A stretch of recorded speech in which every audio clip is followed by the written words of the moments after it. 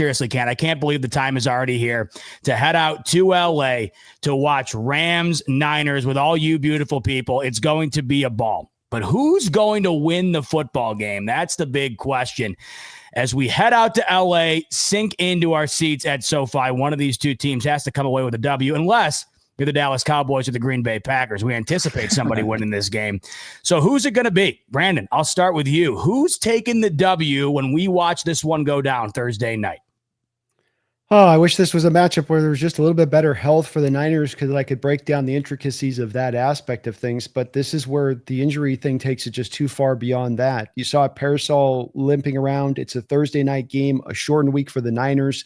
They've got injuries every which way but loose. They can't generate any pressure right now with Bosa out. It's kind of a worst case scenario in that way of things. Juwan Jennings even got cracked. I mean, something's got to be sore on him after that 2-point conversion. And so you're going to be like maybe having, Demarcus Robinson as like a number one target in this game. Say nothing of another place where, again, Jesse's fan base, some of them gave him a hard time this offseason for wondering about the fact that it looked like McCaffrey had lost a gear. He's lost a little bit of a gear. And it just kind of all boils down to a bottom line of the Rams are going to take this one easily, comfortably, probably like 30-17. And the 49ers only really get the 17 points because they're able to mound up something near the end of this thing. But I don't see how they can withstand so many of the injuries that they've dealt with here to so many key positions. It's just too much. And it's just every week, one after another after another. It's gone to an extreme degree and one of the worst injury situations in the league, I think, if not the worst. Man, Brandon anticipates we'll be walking the concourse looking at the concession options at some point in this game because he's got the Rams running away with it. How about you, Mike? What do you think goes down Thursday night? I'm kind of known as the Rams hater on this roundtable, but I'm going to be looking at the positivity here for the Rams because just like Brandon said, I'm going to shadow that the injuries. That's what's going on, and usually I like to know. I usually like to ask, oh hey Jesse, what's happening? Is it Purdy or is it Mac Jones? It doesn't matter. It doesn't matter in this game. I think the clear-cut number one team in this division is going to be the Rams. At least as of right now, within like 4 weeks of what we've seen, this team is legit, and I don't think the 49ers, although has the edge sometimes to kind of play that thorn in the side of the Rams. I think that they are going to win this game. I don't think it's going to be by a blowout. It's a division game, but I'm going to say 27-20. I say Rams win this game comfortably. Jesse, you'll be in the stands with one of your 10,000 Niners hats. I'm not sure which one you're going to bring. Maybe you bring all of them. Maybe you're bringing a carry-on and you have a selection before we go in. But you'll be there watching your Niners. Will you be watching them get a W on Thursday night? Oh, I wish I could say that I was, but before the season started, I had the 49ers sweeping the Seahawks. So far, we're halfway there. I had them splitting with the Cardinals. We got the one win there for sure. And I had them being swept by the Rams. And there's no reason not to pick the Rams here. There are too many injuries for the 49ers. And I think the Rams should make it fun. They should play Jimmy Garoppolo all game. Let's just see what happens here. Make it interesting for everybody. Listen, I do think that it'll be a little bit closer. I actually have the same exact score that Mike has. I said it earlier on Behind Enemy Lines, 27-20 Rams. The Rams are just a better team. I picked the Rams to go to the Super Bowl. They just beat a 3-0 Colts team. They should have beaten an undefeated Eagles team as well. They are very, very good, and I think this is their division, and I think this is their win, unfortunately. For all the reasons we're excited to go to this one, I forgot one more reason to be excited. It's the Jimmy Garoppolo revenge game. I completely forgot about that. So, Jake, with that in mind, who ends up winning this one? You'll be there, right? Last time you were there didn't go your way. You were there against the Eagles, right? So you're hoping for some redemption this time around. Do you get that redemption at SoFi on Thursday night? Yeah, so when I've seen Rams games, and this goes back to when they were bad, they're 7-2 when I go to games. The only two losses they had, Sean McVay's first ever loss with the Rams and the loss last year against the Eagles. Fun fact, the Rams' last 12 games have won 9 games. They've only lost 3, but the 3 losses have all come against the Eagles. So they haven't lost to anybody else in that span. I think they're going to win this game. But it's going to be a little close. I'm going to go, it's 20-17, and late in the game, they score a touchdown, make it 27-17 in the Hemi G Bowl. I think that's what you can expect. I think the Rams are the better team, and we all know that. The 49ers are not 100%, but I also would say even if the 49ers were 100%, I'd still pick the Rams. I still think the Rams are the better team. I know Jesse does as well. So that's kind of where I am on that. My real question is Brock Purdy actually better than Mac Jones? That I couldn't tell you for sure. Or Sunday afternoon as well. We have a great slate of games in week 5, including the Tennessee Titans taking on the Arizona Cardinals. Cardinals looking to end that 2-game losing streak here, and they are primed in a position to be able to do so against the winless Titans. Brandon, do they win against the winless Titans at home this upcoming Sunday? Yeah, Cam Ward is a really fun number 1 overall pick to watch work in his first year, but that Tennessee Titan is what we thought they were, which is that's not a roster that should be starting a number 1 quarterback, first-round quarterback. You should probably just let that guy sit because he's going to be in too much chaos. There's going to be too much asked on his shoulders to go try to win. And with that defensive line of the Cardinals, I believe Robinson got his first sack last week for them, so maybe he's kind of coming to life still. Hopefully Calais Campbell's all right. He was kind of limping up at the end of that game. I think that's going to be enough for them to get him under duress and get his decision-making a little bit flustered, and then get those bad throws mixed in with the great throws he can make in the game to give you the opportunity to pick off the ball, make the interceptions. The Cardinals are going to come out this highly motivated. They've got a little bit of an extra rest after the bye, and I just don't believe in what the Titans are doing for this particular year. I think they're a little bit of a reactionary franchise, a little bit in how they operate, and so I think they look like one of the kind of quasi dregs of the league. And I do think the Cardinals are better than that. And I think they're going to be more motivated than where the Titans are, where they're probably just about ready to kind of roll over and show their belly.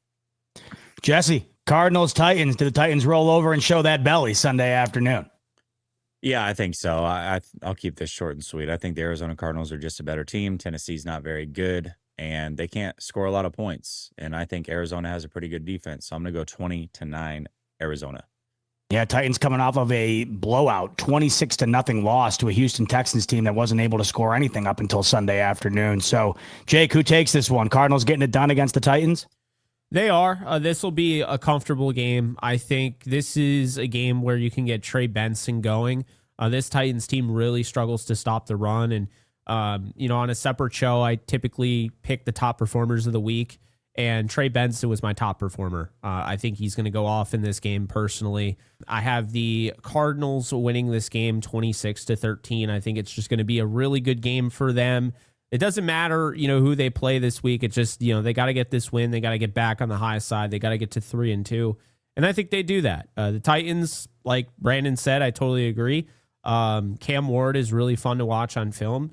The problem is, there's a lot of issues going on. J.C. Latham getting hurt really screwed them up, and giving $20 million to Dan Moore was a colossal mistake that, we knew when they made it. So it's really caused problems. And I hate to say this, but I don't know how great Brian Callahan is as a head coach. I don't think he's the guy personally. So I think they have talent on that roster, and they should have a win by now, but I haven't been ultimately impressed by the coaching from Brian Callahan. So I have the Cardinals winning. Mike, do your Cardinals bounce back this Sunday?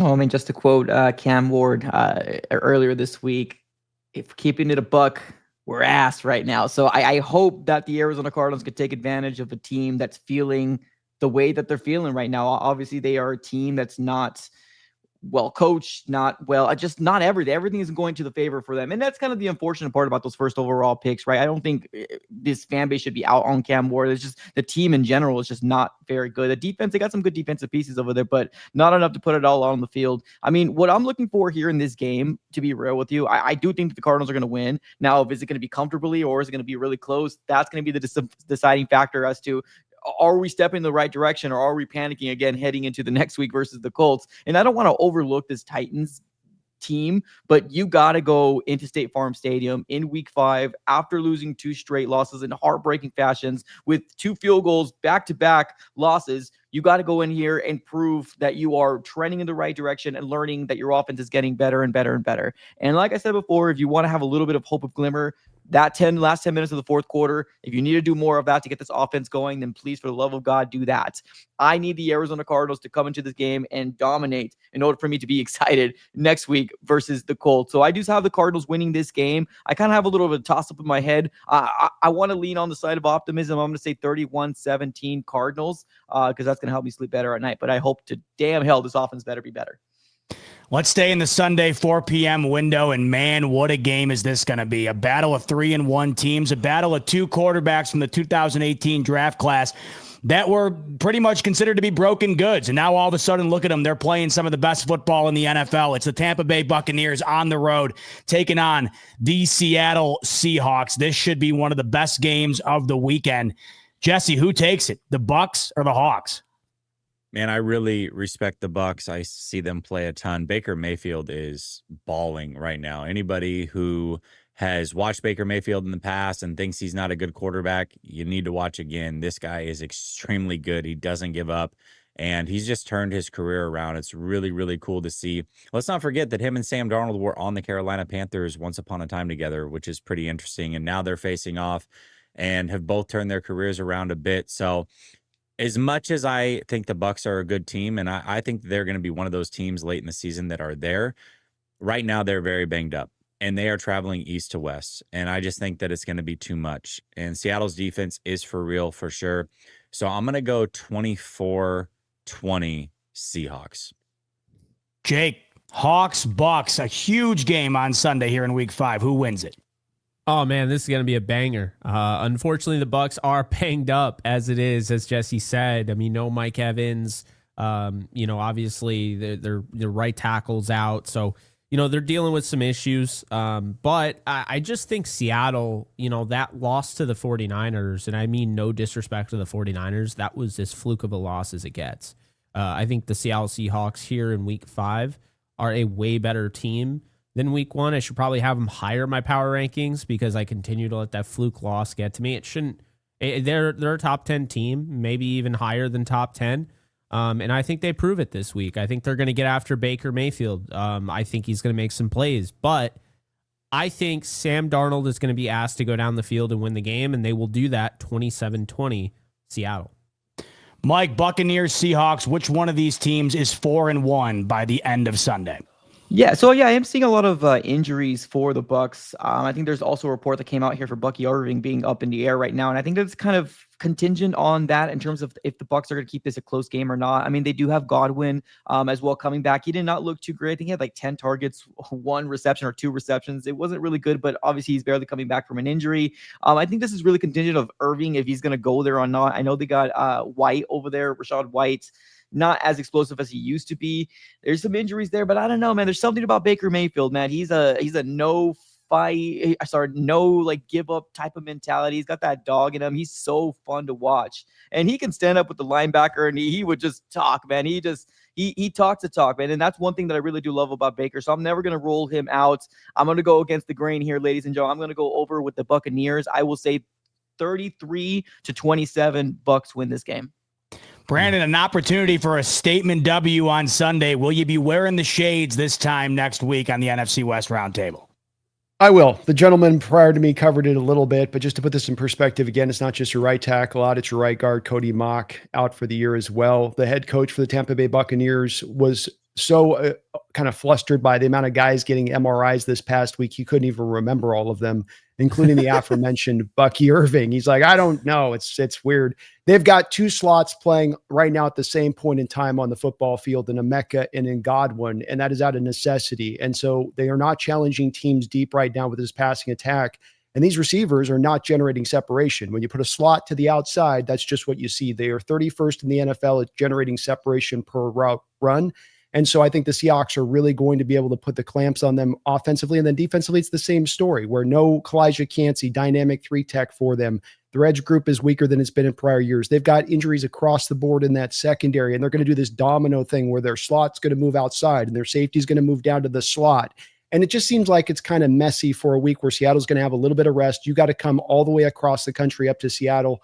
I got my Seahawks winning this 2017. As far as the final part that gives me confidence on this is the Bucs got to blitz because they can't generate pressure off the front 4. And something Sam Darnold's done really good so far is if you blitz him, he's got an answer dialed up to go after you.